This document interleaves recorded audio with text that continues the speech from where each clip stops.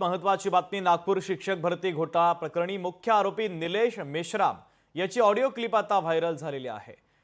तर नागपूर शिक्षक भरती घोटाळा प्रकरणाच्या संदर्भात एक ऑडिओ क्लिप आता व्हायरल झालेली आहे। क्लिपमध्ये बोगस शिक्षक भरती प्रकरणातील कागदपत्रांसंबंधित उल्लेख करण्यात आलेला आहे। व्हायरल झालेली ऑडिओ क्लिप आपण ऐकूयात, मात्र लोकशाही मराठी या ऑडिओ क्लिपची कोणतीही पुष्टी करत नाही।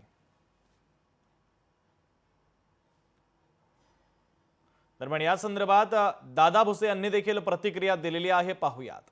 या संदर्भामध्ये वरिष्ठ अधिकारी त्याचं चौकशी करत आहेत। त्यांचा अहवाल त्या ठिकाणी प्राप्त झाल्याच्या नंतर सविस्तर माहिती निश्चितपणे दिलं जाईल। खोटे शालात आयडी क्रिएट करून त्या ठिकाणी शिक्षक भरती दाखवण्यात आलेली आहे।